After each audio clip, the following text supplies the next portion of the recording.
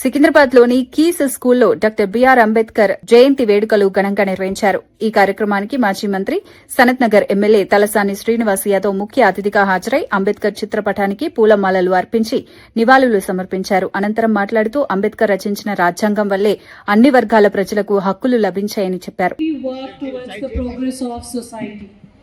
So we are deeply honored to have you here amongst us on this special moment today where we are celebrating 135th birth anniversary of Dr.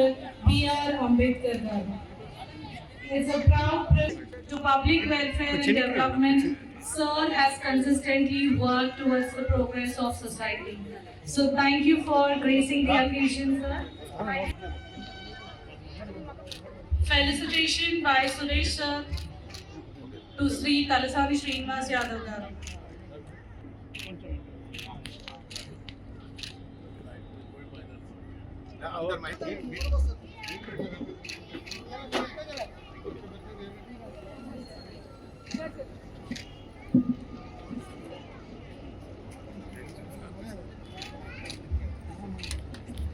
Felicitation to Sri Talasani Srinivas.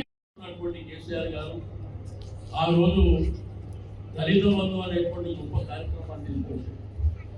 అంటే ఒక కుటుంబానికి 10 లక్షల రూపాయలు మనం ఇచ్చినట్టయితే వాళ్ళు ఆర్థికంగా బలపడటమే కాకుండా ఆ పిల్లలకు చదువు కూడా బ్రహ్మాండంగా చదువుకిచ్చి ప్రయోజకులు అవుతారని ఒక కార్యక్రమానికి శ్రీకారం చుట్టి.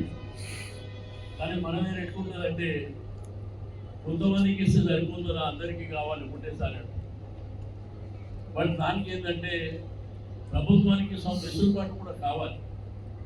అంటే ప్రభుత్వానికి వచ్చే రెవెన్యూ కొంత భాగం కూడా మనకు కావాల్సినట్టు వారు కొంత స్వీకారం నుంచి ముందుకు వస్తే ఇప్పుడు ఉన్నటువంటి కాంగ్రెస్ ప్రభుత్వం మేనిఫెస్టోలో పెట్టి కేసీఆర్ గారు దళిత బంధు 10 లక్షలు ఇస్తే మేము అంబేద్కర్ అభయాస్తంతో ఇస్తాం 12 లక్షలని 2.5 సంవత్సరాలు అవుతుంది.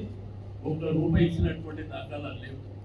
మన బిడ్డల్ని విదేశీ విద్య అంబేద్కర్ గారి పేరు మీద కేసీఆర్ గారు ఓట్స్ చదువు అంటే ఒక స్టూడెంట్ అబ్రాడ్లో ఫారెన్లో ప్రపంచ దేశాల్లో చదువుకుంటే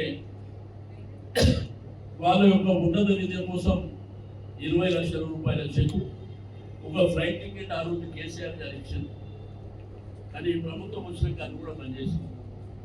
అంటే అన్ని విధాలుగా అనగదొక్కేటువంటి ప్రయత్నం జరుగుతుంది. కాబట్టి ఇవన్నీ గమనించినటువంటి అంబేద్కర్ గారు ఆ రోజు కాన్స్టిట్యూషన్ రాశారు.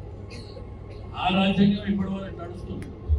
కొత్త రాజ్యాంగమే రాలే, అంబేద్కర్ గారి రాజ్యాంగమే ఇప్పటికీ ఈ దేశానికి మార్గదర్శకమైనటువంటి సందర్భం.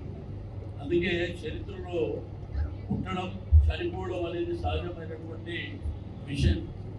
కానీ అంబేద్కర్ గారు ఈ భూమి ఉన్నంత వరకు, ఈ చరిత్ర ఉన్నంత వరకు శాశ్వతంగా అంబేద్కర్ గారు మన గుండెల్లో ఉన్నారని చెప్పి